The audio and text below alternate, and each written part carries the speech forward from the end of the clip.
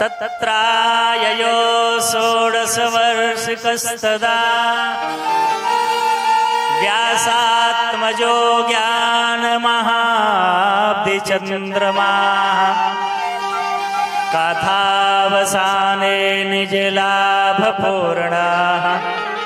प्रेम्णा पठन् भागवतं शनैः शनैः।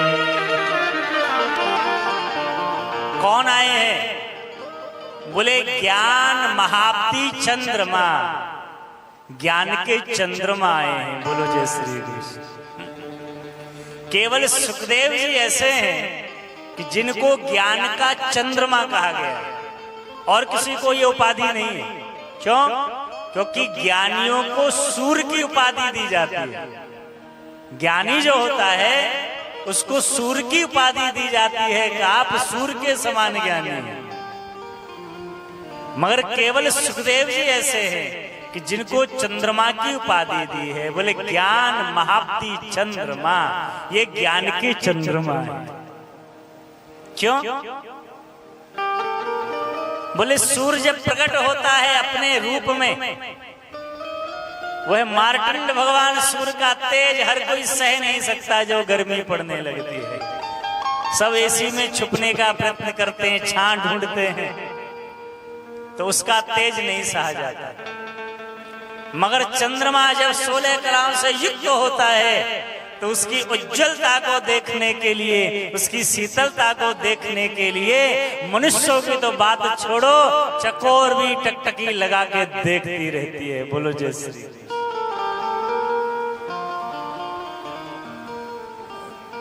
तो अब यहां प्रश्न आया कि ये चंद्रमा कौन से हैं?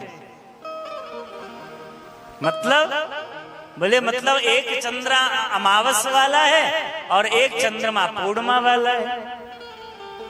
एक चंद्रमा की कलाएं घटती हैं तो वो अमावस का चंद्रमा कहलाता है। इसी चंद्रमा की कला बढ़ती है तो वह पूर्णिमा का चंद्रमा कहलाता है। तो ये कौन सा चंद्र है? ये अमावस वाला है या पूर्णिमा वाले हैं चंद्रमा सुखदेव जी? तो व्यास जी ने कहा ये अमावस वाले चंद्रमा नहीं है।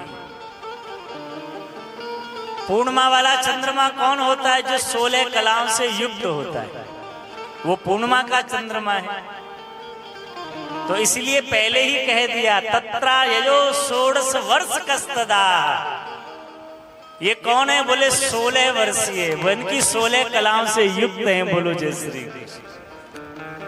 तो जो 16 कलाओं से युक्त होता है वह पूर्ण चंद्रमा कहलाता है, जो पूर्णिमा का चंद्रमा है।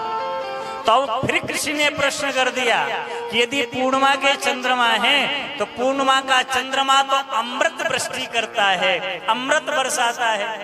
तो सुखदेव जी कौन सा अमृत बरसाते हैं? तो कहा कि बोले सुखदेव जी अमृत बरसाते हैं। कौन सा?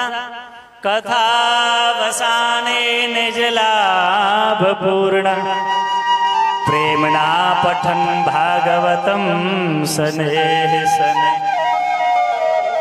कथावसाने निजलाभ पूर्ण, ये कथा रूपी वृष्टि करते। काय की? कथा रूपी अमृत की। क्यों? क्योंकि भगवान की अमृत है। तब कथा अमृतम तत् जीवनम कभी भृणितम कल्मषापहम्। तब कथा अमृतम, भगवान की कथा ही अमृत है। तो सुखदेव जी भागवत रूपी अमृत की वृष्टि करते हैं, इसलिए सुखदेव जी को यहाँ चंद्रमा की उपाधि मिली है। बोलो जय श्री कृष्ण।